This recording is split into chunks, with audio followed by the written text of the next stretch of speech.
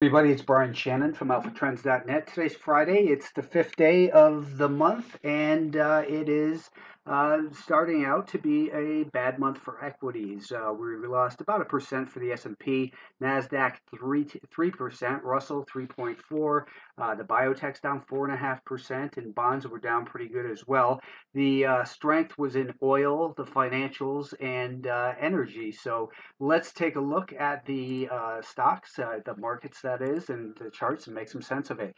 The S&P 500 came down to the rising 50-day moving average and closed just above it here today. It did break below some important volume-weighted average price levels, and this little pattern of higher highs and higher lows above that 20-day moving average was broken. And at this point, the intermediate term trend really on Thursday is where we had it turn negative. Now, from the way that I typically look at the market and each and every day, that is, I look at, as you know, the direction of the 5-day moving average. When we're below a declining 5-day moving average, like we saw occur on Thursday, then it tells me it's time to be more defensive and not trust the rally attempts. You have to understand your time frame in the market. If you're a long-term investor, there's nothing to worry about here that I can see. Or if you are worried about here, you were probably worried, at this point, at this point, and this point. But the fact is, we remain in a long-term uptrend with a rising 10, 20, 30, 40-week moving average in the S&P 500.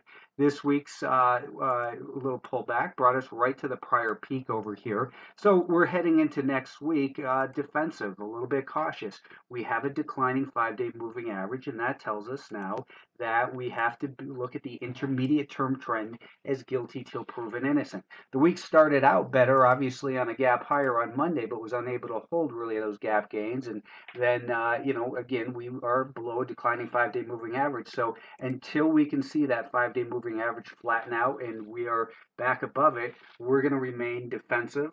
Always take each stock based on its own merits, but it's pretty across the board selling in terms of individual equities. Now, something in the Nasdaq that's kind of interesting. I was warning people not to fall for the calls of a double top up here. We are almost to the point where we can call this a double top. Let's review what a double top actually is. A trend. So what we have is we have what's known as point A right here. This would be the first high, a pullback to point B, and then the trend line, then point C. At point D, we break the trend line, and let me bring this little sketch in. At point D, we break the trend line, and then the low of that is this point B. Breaking below that is where we call it a double top. What we do then is we take the height of this pattern from A to B. So in this case, you can see it was, let's just call it 60 and a half. And down to here, it was 54, so 6.5 points. So what we would do is we would take 6.5 points from the breakdown point to come up with a price target down at 47.5. Let's go back to our market here today in the Nasdaq 100. So we have to say this is point A, point B, point C, D is where we broke, and now we are at point E. Now, there's a couple things that you have to realize, especially for the market in general. The market typically won't peak as quickly as a stock. It doesn't mean don't be cautious in here because we are clearly below the declining 5-day moving average. That tells us not to trust rally attempts. But I would also say at this point, you don't want to be looking, acting on a double top break here. Instead, I think it's more likely that we rally up. And if that rally fails, then you want to get short with a price target equal to the height of this. So what we'll do is we'll call this 180 to 187. So that would give us a price objective down at 173, which is close to where we'll see that 200-day moving average continue to creep up here. So again, let's take a look at this. Now this example, it broke right down through and then rallied up a little bit and then declined. I think that what's likely with the Nasdaq is a rally up from here and then decline if it is going to be a double top.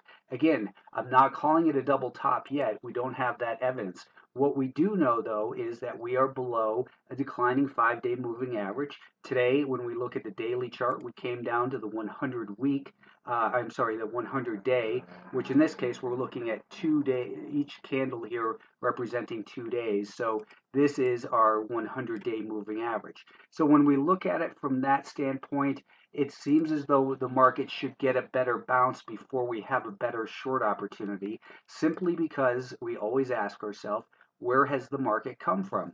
Well, just at the beginning of this week, we saw this market at 187.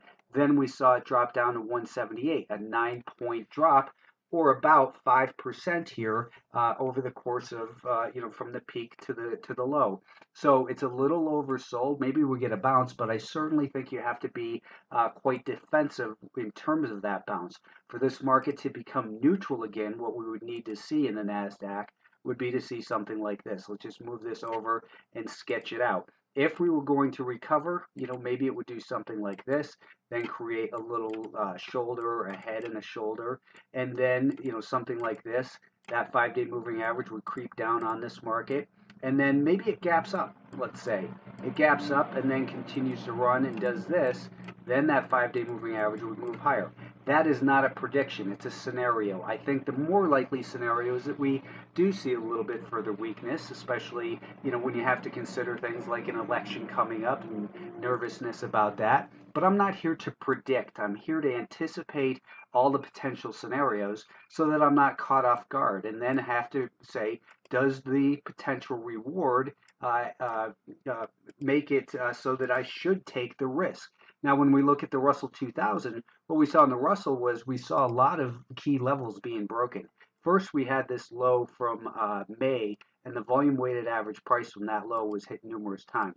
We failed to hold there, and instead we came down all the way to the 200-day moving average. It showed no support all week. Coming into this week, we were already below a declining 5-day moving average, and I was saying that this market needed to get back above this level. Well, now, for neutrality, now I think it's more about 167. On Wednesday, there was a nice bounce, but as I told subscribers, do not trust it. We're still below a declining 5-day moving average. You don't expect rallies to hold in that condition. So now that we're down to the 200-day moving average and just above that year-to-date volume-weighted average price for the Russell 2000, it seems like that this market should bounce.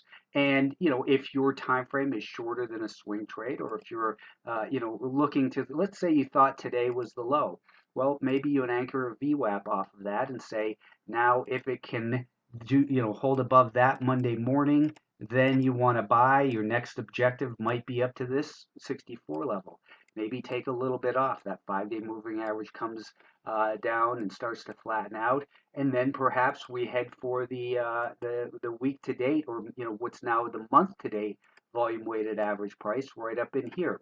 So again, it depends on your time frame. If you're a swing trader, you look at this and say, well, as long as you can identify your risk and stick to your risk management, there's no perfect way to enter any market. I prefer the time frames, the trends on the time frames to be aligned, which is why I've been saying just avoid the semiconductors. We saw that, we saw a range develop within the bigger range, and we broke that smaller range. So I'm talking about the bigger range here from 109, 110 as far as resistance, and support down at 101 to 102.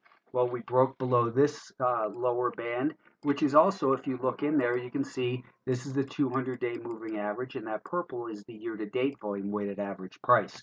So in the semiconductors, if we're going to see something really negative unfold, I think it probably occurs like this, and then you would want to short here with a stop above this peak, and and rather than be the later shorts down in here, you have to be a little bit anticipatory. Biotechs completely failed this week, and here's another market that looks like a potential double top. Again, if we take a look at the picture of what a double top is and how they develop, this is starting to have that textbook look to it. The issue is that it just dropped this week from 123 to 116, so a big drop already. It doesn't mean it can't continue to move lower, but the more likely scenario seems like a bounce and then a continuation lower. When we look at the intraday timeframes, what we'll see in here on these on the biotechs was that the volume weighted average price from the prior peak, once we got back above that, it tested, held as support. We made higher highs and higher lows above this rising orange 5-day moving average. Then we took an anchored VWAP from this low. It was making higher highs and higher lows. It looked like it had the potential to hold some support there, but it ran right into the 5-day moving average, which was declining, and that was on Wednesday afternoon. From there, it unraveled, and now we find ourselves at this bottom level where it is potentially a double top about to develop here. So if that double top were to develop and play itself out, 122.5 is the high. Let's call 116.5 the low, meaning there's a 6-point band. We would expect it to come down to about 110.5. Maybe throw in a little bit of fudge for the 200-day moving average and VWAP down in there. This might be the level, but again, we have to look at it and say, where has it come from? Well, just this week, it's come from a high of 123 down to 115. So it's likely that we get a bounce first. Let's talk about the financials. They are still closing below the 200-day moving average and below the year-to-date volume-weighted average price in here. We have the volume-weighted average price off that July low that we are above, but this market has really become a mess, the financials. It's looking like a failed break here, a return to the breakdown point, and I think that you can start to look for the potential that these financials, once we get this market back to a position, let's try to sketch this out, what it might look like. And again, we're not looking to predict, we're looking to anticipate. Do you want to short below this level? Well, not quite yet. I'd rather see it do something like this and then give that the 5-day moving average an opportunity to go like that, and then break down, hold below that, and short right here, with a stop above this level or above this peak, and then listen to the message of the market and manage risk based on your time frame. The energy names had a good week, and this market, you have to ask yourself again, where has it come from? It's come from 72 right up to 78. And where does it have the potential to go before it's likely it might encounter some supply? Well, this is a prior level of resistance. So it seems as though it's exhausted a little bit to the upside. We're still above a rising 5-day moving average. So it doesn't mean short it, it means go slow. And I think that the market this week reminded a lot of people why we use stops, and risk management is always job number one. On my Twitter, I did some Bitcoin analysis. If you're interested in that, it's at Alpha Trends. And if you're interested in my analysis each and every day, we shorted Micron today. These types of ideas are what we look at each and every day. Thanks for your time and have a good week.